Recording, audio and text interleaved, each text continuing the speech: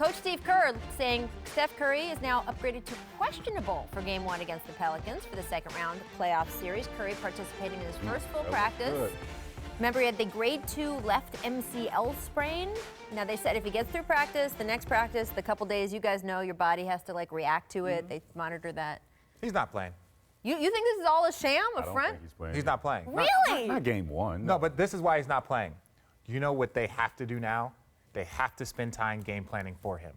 They have to spend time now game planning for him. Am I right? Strategy. You have the game plan. Now you have to. Get out mind tricking. You don't know. Well, this is what we're going to do. We're talking about this Pelicans. is Like, we don't know. We don't know. So they have to now game plan. So even if you have to spend an hour, 2 hours, even extra time going over his plays, that's less time to go over KD and Draymond and Clay. So when those guys don't show up, they're actually less prepared because they, instead of spending on those main guys, they spent a lot of time preparing for Steph and the whole crew. It's just a chess match. I love this. Yes, I love this. That's why we're leveling here to tell you this stuff. This type of stuff. Well, I mean, it's true. Look, Steph Curry changes the geometry of a defense more than any other player. It's different from prepping any other player because he literally stretches the floor in different angles and different ways.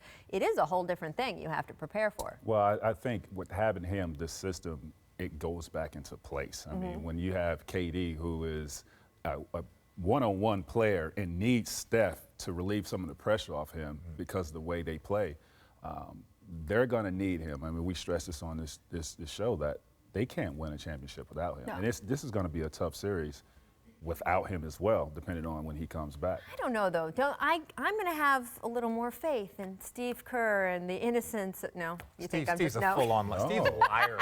No, I've known Steve really since I was good 18 strategy. years old. Steve's a liar. He's a big liar. That one. You don't think Steph, though, is pushing to play? No, I think he wants to play, but That all of this early whatever stuff is just those strategy. 2 days, 3 days, if he can sit out 1 or 2 games and he gets an extra 6 days to rest. Yeah. Right. Because understand, he's going against Rondo. He's going against Drew Holiday. It's not like he's going to be out there and they're going to be able to hide him. He's going to jump into a fire. And so, like, Rondo's going to pick him up full court. Rondo is going to test his knee more than anyone in the Warriors organization ever could. Yeah. So you want to make sure that he is able to go out there, because if he plays one game and then soar in game 3 and 4, then now you put yourself, and if he has a setback, or let him rest another week, let him rest another 3-4 days. Well, I've been saying, poor Tracy's heard me say this about 24 times. I'm worried about compensation injuries with Steph Curry because of the ankle and the knee on opposite sides of his body, and you start getting back from one and the other one gets under pressure. So I think he should rest as much as he can, but we'll see. I mean, you mentioned the way the Pelicans defense has played, very successful against the Blazers. What do you think the blueprint is with Steph Curry, without Steph Curry?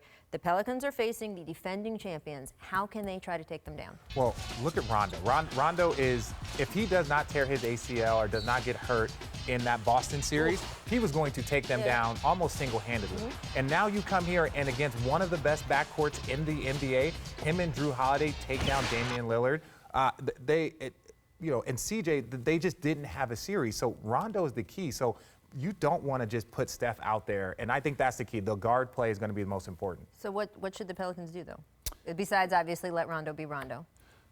In terms of what? About how they should go at this Warriors team, because that's a big question, right? Well, they just attack. I mean, you You got to think attack it's these being guys. Absolutely. That's how you got to play these guys. You have to attack. Rondo has to attack. Drew has to attack. And AD has to attack. Like, you can't let them off the hook.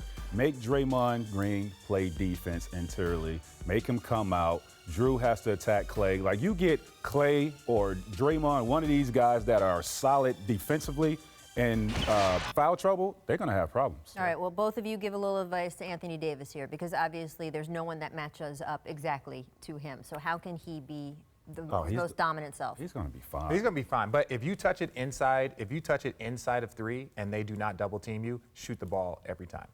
My advice is don't get caught up in Draymond. He's going to try to get up under his skin and do some craziness. It's his only chance. As he, It's his only chance. And I like Draymond, but that's his only chance. It's his only chance.